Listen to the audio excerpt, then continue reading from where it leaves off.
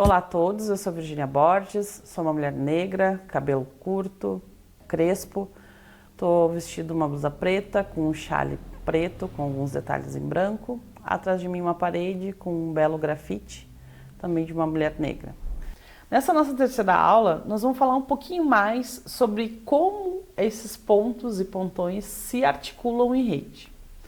É importante dizer que, de modo geral, os pontos e pontões de cultura eles se articulam em redes territoriais. A gente sempre fala a partir do nosso território. Como eu falei na aula passada, no Rio Grande do Sul nós temos a rede estadual de pontos e pontões de cultura, que engloba todos os mais de 800 pontos que nós temos em todo o território gaúcho.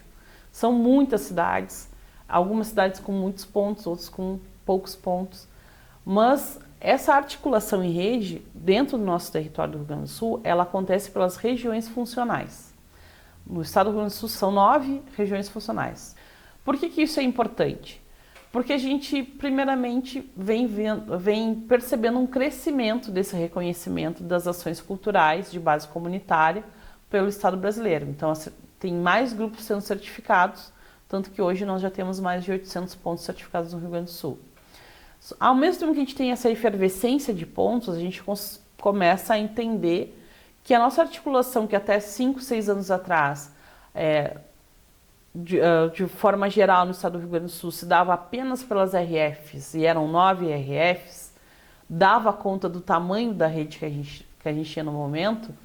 Hoje a gente vê que essa organização, que é composta por 10 regiões funcionais, sendo uma criada por nós organizativamente dentro da rede, ela é insuficiente para o número de coletivos certificados que nós já temos.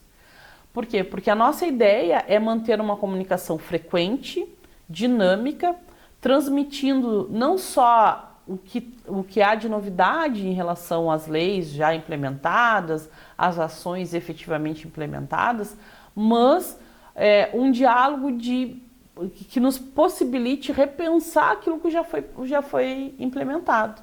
Porque como nós vivemos numa dinâmica social em que a interação humana ela se dá o tempo inteiro, as ideias e as perspectivas de mudança e consolidação de políticas, elas tendem a se modificar ao longo do tempo. Então, por isso que a rede é tão importante. Porque a gente consegue sentar, olhar a matéria da lei, ver como ela foi implementada até o momento para atender aquela matéria que estava no papel e começa a pensar, bueno, até aqui serviu, mas daqui para diante nós precisamos dar uma modificada, reformular, implementar outras coisas, que para isso a gente precisa rever a lei. Então, nesse ponto de vista, a gente está sempre numa dinâmica do ir e vir, e por isso que a participação social, política e comunitária é tão importante nesse processo do Cultura Viva, né? E os canais de comunicação com o Estado, seja ele o município, o Estado do Rio Grande do Sul ou o Estado da Federação, é extremamente importante. A gente precisa desses espaços para que essa comunicação que deve ser muito dinâmica dentro do território, né, juntando os pontos de cultura que são próximos e as ideias que circulam ali, possam ser comunicadas de forma frequente, com maior rapidez, para que se efetivem mudanças concretas no fazer cultural de cada um. Então, essa organização territorial, ela tende a respeitar sempre os municípios, né? Hoje eu falo do município de Jaguarão, aqui nós temos hoje 3 pontos de cultura. Até o início do ano nós éramos apenas 2, e a nossa comunicação é frequente, no ponto de vista que a gente precisa estabelecer o que é fundamental das nossas ações dentro do território da nossa cidade para fortalecer essa política de base comunitária.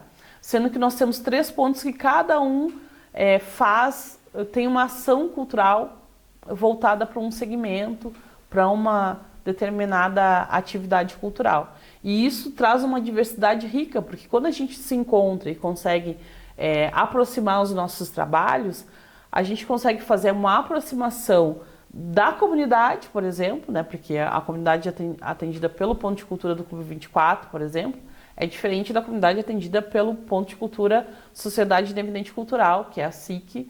Então, quando a gente se reúne, propõe uma ação conjunta ou faz um convite especial para alguma gente que é de um ponto para ir no outro ponto fazer a sua fala, a sua interação, a sua transmissão de conhecimento, isso acaba gerando uma série de novas perspectivas de trabalho, de transmissão de conhecimento, de interação com a comunidade, transmitindo cada vez para mais pessoas aquilo que a gente está construindo. Então, essa rede acaba nos fortalecendo internamente. Ao mesmo passo que essa constituição por região funcional nos aproxima dos municípios que têm ponto de cultura e que têm alguma semelhança no nosso território, né? Porque a região funcional dentro do estado do Rio Grande do Sul, a divisão acontece por isso, pelos fatores econômicos, climáticos, principalmente, e populacional de cada região. A região do extremo sul, a RF5, que pega o município de Jaguarão, por exemplo, todos os nossos municípios praticamente são banhados por um aquífero que se comunica, que é a Lagoa dos Patos, Canal São Gonçalo e Lagoa Mirim, e os municípios do entorno acabam tendo uma perspectiva de desenvolvimento econômico muito parecidos.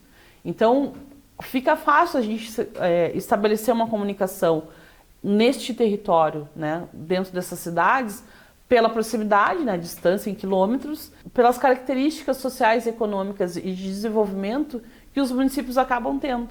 Então, nessa perspectiva, a rede ela tem que respeitar, de alguma forma, essa materialidade do território para que a comunicação efetiva se estabeleça e as mudanças, proposições, né, desses coletivos, desses pontos de cultura da região, quando forem levadas a outra instância de participação, que é o Estado, né, a nossa rede estadual de pontos de cultura, façam sentido para o conjunto de pontos de cultura que estão dentro desse território. Então, é esse o trabalho que a gente vem tentando fazer com os pontos de cultura, essa aproximação com o território, para que a gente possa pensar a partir da nossa realidade. Não há como pensar cultura, política cultural, o investimento cultural, o próprio fazer cultural desconexo com a nossa realidade. O importante, então, nessa perspectiva da criação de redes e da comunicação, é a gente entender que a construção é sempre horizontal. Cada ponto de cultura tem a mesma importância dentro dessa enorme rede. Então, a opinião de cada território, que vai trazer as suas vivências, as suas características, tem a mesma importância em qualquer uma das instâncias de participação coletiva que se propõe os pontos importantes de cultura e que a cultura viva absorve, né? A política absorve isso como uma estratégia de comunicação com a comunidade, com a sociedade civil. Porque a partir do momento que eu consigo dar visibilidade para cada um dos pontos, se fazer presente, dar a sua opinião, contribuir para a construção de algo, eu estou fortalecendo a participação social. Então, nesse sentido, no estado do Rio Grande do Sul, a rede ela é territorial, porque respeita esse nosso conjunto de municípios do estado do Rio Grande do Sul, que senta para debater, para discutir, para pensar, para ouvir essa grande coletividade de mais de 800 pontos. E ainda nós temos o diferencial de ter um comitê gestor da política Cultura Viva, no qual existem ponteiros, que a gente chama de ponteiros, nossos colegas representantes dos pontos, que fazem parte desse comitê e que levam essas demandas que a rede discute, né? Que a gente vai acumulando ao longo dos dias, fazendo pequenas trocas, grupos de trabalho, para que a gente possa entender a dinâmica das necessidades desses diferentes grupos. E essa conexão só nos fortalece enquanto coletivo, porque a troca com diferentes grupos, com diferentes trabalhos, acabam nos dando subsídios para poder defender essa política de base comunitária, dizendo que ela não é única, ela não acontece de uma forma só. Ela existe em várias configurações, ela pode ser um grande grupo, ela pode ser um pequeno grupo, ela pode estar só num determinado território, ela pode estar espalhado em diferentes territórios, né, fazendo a mesma ação com diferentes grupos conectados à distância. Então, essa perspectiva dessa mudança e desse reconhecimento dessas ações como sendo algo orgânico, né? Porque acontecem de forma sistemática, e a defesa desses diferentes grupos dentro de uma rede que busca o fortalecimento dessas iniciativas, tirando dessa perspectiva da marginalidade e do esquecimento, porque no final das contas é isso, a gente está tirando as ações que acontecem no cotidiano da vida das pessoas da perspectiva do esquecimento, da marginalização, se a gente for considerar os grupos étnicos que são marginalizados, discriminados, e trazendo para uma vitrine e mostrando que essas são as ações que de fato representam a vida e o cotidiano das pessoas nos seus territórios. Então, a rede não nasce porque todos fazem a mesma coisa, né? Ela nasce, cresce, se desenvolve porque a comunidade ela compartilha aquilo que tem de único.